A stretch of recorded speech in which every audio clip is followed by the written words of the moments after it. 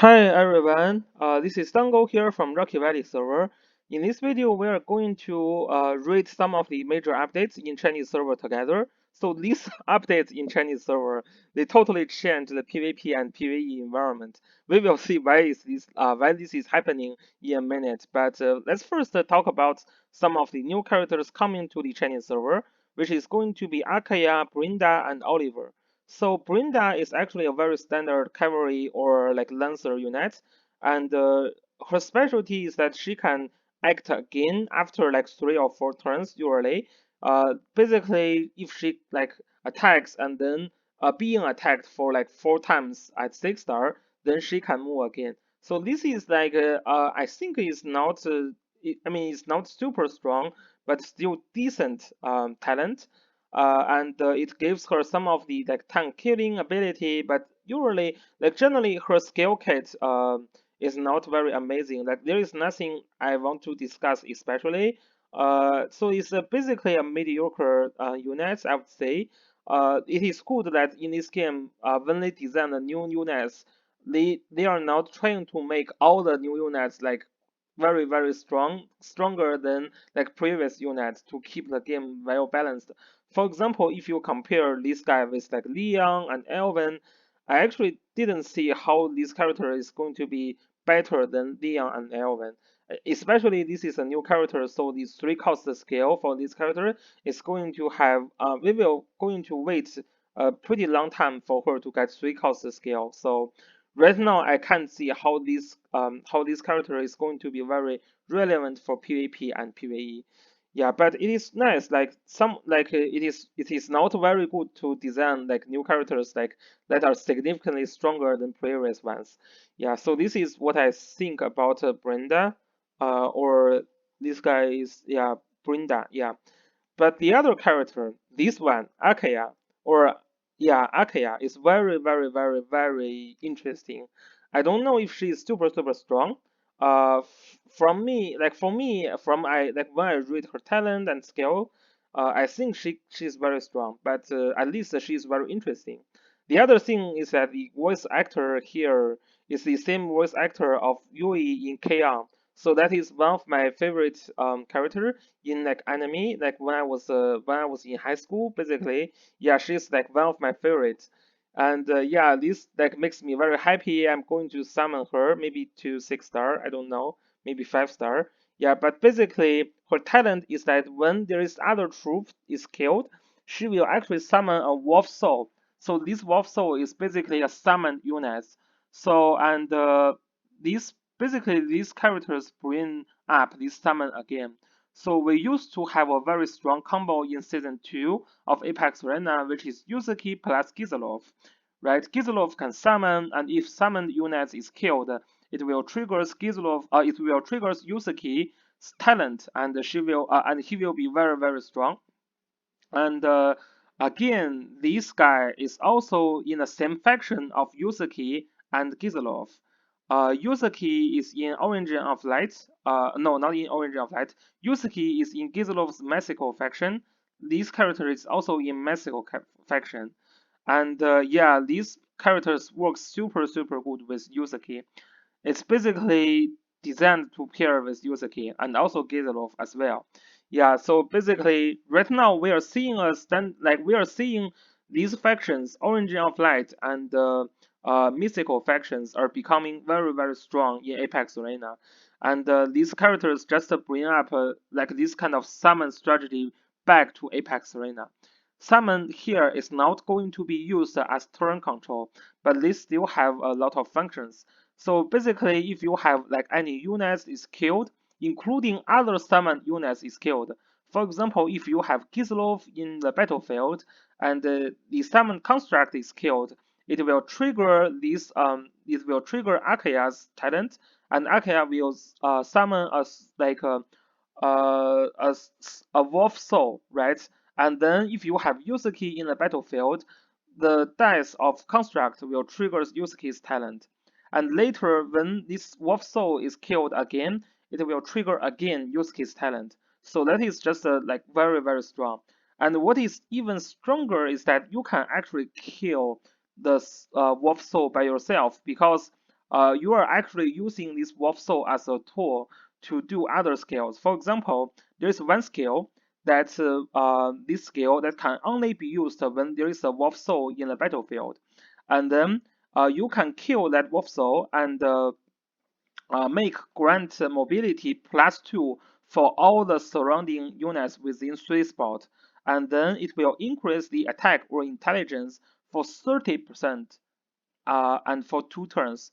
So this is basically a very strong supportive unit. If you have Yusuke in the battlefield, you kill your wolf, Yusuke get buffed because of Yusuke's talent, and he get +2 mobility, and then he get another 30% of attack and intelligence up for like 2 turns. This is just making Yusuke a beast. Like even you are not having Yusuke, this mobility +2 and attack and intelligence increased by 30% is going to make like your characters very strong. And then you have other usage. So besides supporting the units, you have also other other skill that you can kill the soul wolf and then deal damage to all the surrounding enemies for like 0.2 physical damage and then 0.2 magical damage, and then apply 2 random debuff.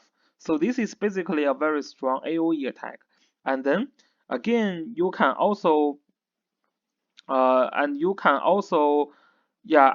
can also kill your soul wolf and then teleport one of the friendly unit to the soul wolf's spot. And then if the teleported unit was already moved, this unit can move again. So this is basically a supportive move again skill. So for example, you cast a faction buff for Yusuke, and then you kill Soul Wolf, and then you teleport Yusuke to Soul Wolf spot. So Yusuke get triggered from his like talent because Soul Wolf is killed, and then Yusuke like get move again, and then Yusuke it's just get teleport and move again, and then triggered his talent. So this is going to be a huge combination, with a lot of characters actually, not only Yusuke, but Yusuke is definitely one of the characters that benefit the most from this character. Yeah, so it's very like this summon, like functional summon, I would say. It's not aggressive, it's not a summon that you want to use similar to like Gizlof or Matthew to be aggressive. These are like just a functional summons, like but very strong and interesting. And then the third character is called Oliver. So Oliver is kind of like the special thing for Oliver is that he's a 5 mobility assassin. So we usually don't have like these high mobility assassin before, and this guy is like before entering the battle, if he has higher skill, which he should, because he's an assassin, so he will steal one of the buff from the enemy. So which is kind of strong, and yeah, he has like the standard guard ignore skill, and then he has the skill that can ignore terrain effect, and then he has he has move again, and another guard ignore skill. So yeah, I would say if you just check the design of this character, I think Goblin Rider fits him very well, and yes, he should be able to. He's able to bring Goblin Rider. So I think Goblin Rider fits him well. But because he has no move again skill. This move again is after battle. So this move again is after battle. So he has no like aim or like strike or like chivalry skill that can allow him to have extremely high mobility. So although like the original mobility is already 5 spots, but still that's not super long. So I think this is a very interesting character. But I don't think he's super strong in PvP. But his faction is Meteor, Legend, and Glory. Yeah, so these are like all the new characters. definitely one of like the most interesting character is going to be this Attea, and yeah, we will see how if like the other two characters also have usage. But just from like reading their skills and talents, it looks like the other two characters is not going to dominate in like Apex arena. The other thing that we were having is like we will have more 3 cost characters into the game, including Juggler, and Juggler's skill is super strong. So basically, Juggler's skill is a 10 cooldown skill. So you can only use this skill for like 1 or 2 times per Apex battle. And then it is a teleport skill and teleports 3 spots. And then after you like this skill teleport Juggler to basically like 3 spots away, and then it will gain all the buff from this magical guard, which is the Grand Dragon Barrier, and the other like guard skill, which converts defense to attack, and then it will also apply AoE skill, which is this ice AoE to all the like surrounding enemies, and then it is also going to have the Beast Shocks effect. So he's not going to do Beast Shocks damage, but he will gain Beast Shocks effect. So if you teleport near enemy's tank, then this enemy's tank will not be able to guard. So this is a very strong skill, and it basically turns Juggler very aggressive. So people were saying about Juggler already has 6 costs, so now Juggler can carry 7 costs in total. You know what skills Juggler can bring? Yeah, it turns out that Juggler will always bring this skill, like this ultra skill, 3 cost skill, like every time, and then you can carry another like Beast Shock or another like AoE skill, so that he can be very aggressive and dangerous. So this makes Juggler like maintain his position. He's going to be top tier in Apex Arena Season 3, just because of that. In comparison, Landius is having a trouble because Landius has a very strong like 1 cost skill that is not going to be removed, and we still don't have Landius 3 cost skill yet. So Landius' position is dropping, whereas Juggler is maintaining his position and dominance in Apex Arena. This is again a very strong 3 cost skill, but we will see how to counter this Juggler immediately, and that is going to be yes, that is going to be Vela.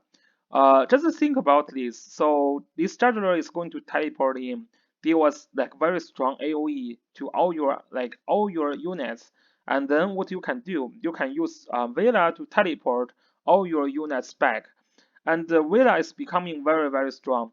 His 3 cost skill is called gambling strategy.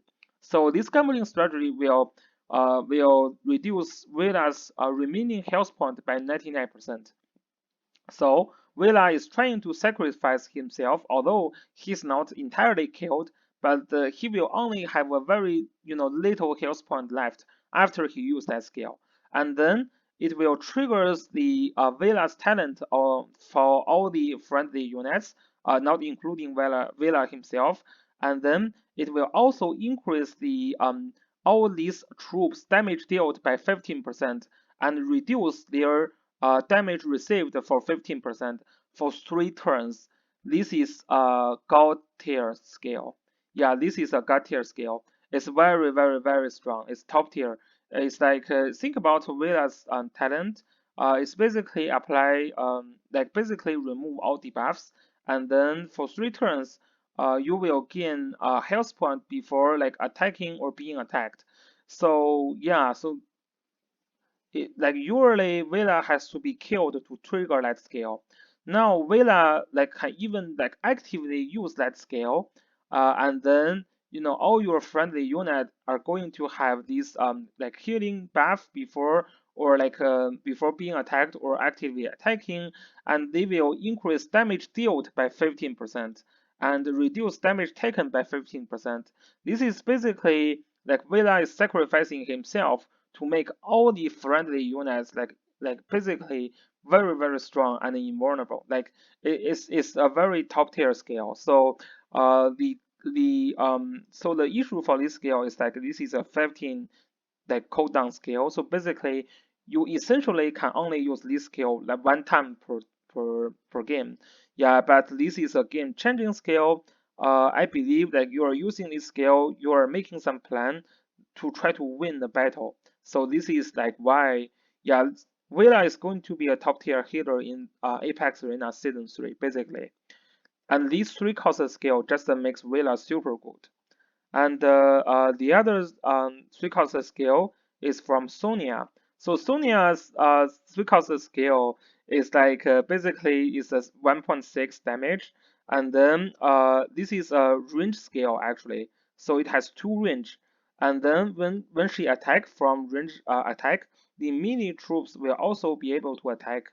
So depends on enemy has higher like magic defense or physical defense, it will deal like it will deal physical or magical damage. So if enemy has a higher magical defense, you will deal physical damage, and your intelligence 70% of intelligence will be added to attack. And if your enemy has a very like higher magic defense, then you will deal physical damage, and then 70% of intelligence will be converted to attack. So Sonya now has to have both high intelligence and high attack to be very good in this game. So if you have like Sonya's special gear and you have like 15% intelligence and 15% of attack, congratulations, your Sonya is going to be a true beast. So yeah, and then after like making this damage, it will apply like a debuff that will turn the healing received into damage, and it lasts 2 turns, and then it cannot be dispelled. So this is actually a very strong single target skill. So if single target meta is still a thing in Apex Arena Season 3, Sonya can actually be very relevant. We will see if we have very good Sonya player in Chinese server. I do believe this is a very strong and interesting skill. And the other guy is like Summary. So Summary's scale is like 5 turn cooldown. Oh, by the way, Sonya's scale is also 5 turn cooldown. Summary's scale is 5 turn cooldown, and it is a AOE scale for 2 rounds, and it deals 0.36 AOE damage. And after that, the Summary will gain like normal attack range +1, and then before entering battle, if the summary scale is higher than the enemy, she will actually deal damage first before enemy. So that is like a pretty strong skill, like similar to Amelia's, and yeah, it will also grant a guard for summary. So this is, I believe, a pretty decent skill, but not super strong. So it is a like strong skill for summary. The problem is that right now, like summary has 6 cost. Usually summary needs to carry strike for mobility, and then she wants to carry 2 AOE. So this AOE is a 5 cooldown AOE. This is a decent AOE scale, but it is not, to me, it is not strong enough that to replace because if you carry this scale, Sumeri will lose basically like one cost, so she can only carry one AOE, and then she can only carry the other like one cost scale. So this scale has some like limitations like cost wise. So this is why I believe this is a decent skill, but Summary will not likely to use this skill in PvP battle. Yeah, and this is also why I still don't think Summary top tier in Season 3. There was like people trying to argue like Summary becomes super OP in Season 3. Uh, nope. I mean, all the characters, they are getting 6 cost altogether. And because of that, there are like lots of like characters like are getting significantly improved. I do believe Sumeri is one of the characters that receive a lot of like benefit, but if you check her like 3 cost skill and if you check how Sumeri works, I think she is usable but not top tier. And yeah, and then yeah, this is like quiz that we already discussed last time. Yeah, so basically those are like the new 3 cost skills. You get a very fancy animation for all the skills. And again, I believe Jugular skill is going to be a top tier skill. and that makes Jugler maintain his dominant position in Apex Arena. Wiler is going to be one of the top tier healers in Apex Arena, probably replacing Chloe's position. Like right now, I don't like if you only run like 4 healers. Like if you used to not use Wiler and use Chloe, probably it's going to be a time to kick out Chloe and replace her with Wiler. And then for Sonya, if you are like princess player, she can be very interesting. And if you focus a lot on single target skill, yeah, I do believe she is going to be interesting. And Sumeri, pretty strong, but not top tier. And Chris, yeah, Chris, we talked about this before. Yeah, so this is all about this major updates for Chinese server. So we are also getting some interesting skins for Chinese server, including some of the yeah, like GK style skin that is very interesting. Due to the time limitation, I'm not going to discuss those in this video. But yeah, hopefully we will like find time and discuss more about those. And that's all about this video. Thanks guys for watching, and I will see you guys later. Peace.